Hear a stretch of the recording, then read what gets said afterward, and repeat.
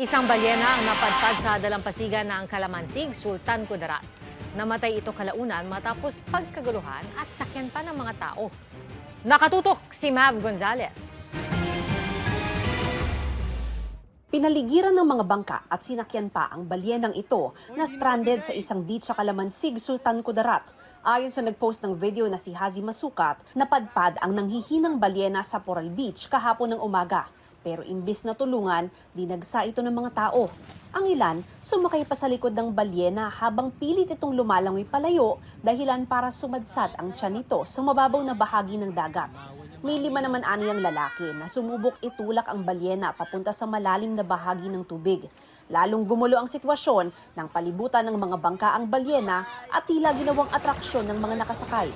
Sa investigasyon ng LGU, alas 6 ng umaga kahapon napadpad ang sperm whale sa public beach. Meron pong nakitang tatlong balyena na na doon sa public beach po namin dito.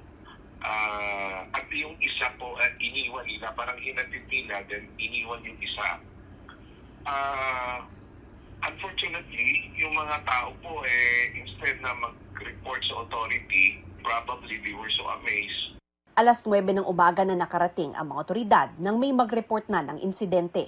Mabilis naman daw na-disperse ang mga tao, pero pahirapan ang pag-rescue sa balyena. Tapos po, yun, hindi po talaga sila naniniwala. So, dumami na rin po yung mga tao hanggang sa napalibutan na po yung balyena ng mga pump boat. But yung action talaga is medyo late na rin. Talagang ayaw gumalaw and it's so huge, almost 20 tons ang laki niya.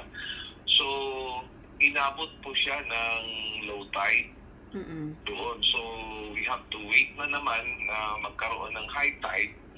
Nung nagkaroon na ng high tide, medyo weak na siya. So, minove namin siya sa isang lugar na hindi na matao. At doon na po siya na parang talagang hindi na gumalaw.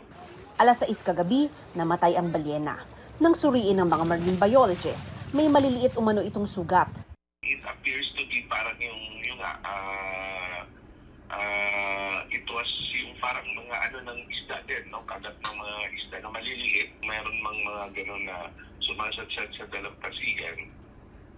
Karamihan ay because they're not feeling well dahil may mga nakaing basura. Hindi po sana natin pinaglaruan yung balyena na na-stranded, pero sana umaksyon tayo ng mas mabilis at tumawag sa otoridad para matulungan ng tama yung balyena. Dapat, ang immediate reaction natin is compassion and mercy.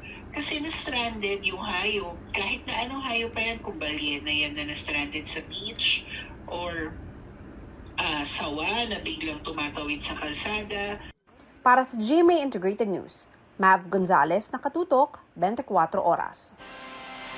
Tinutunto na po ng mga otoridad ang mga sumakay sa balyena at pinag-aaralan kung kakasuhan sila ng paglabag sa Animal Welfare Act at sa Wildlife Resources Conservation and Protection Act.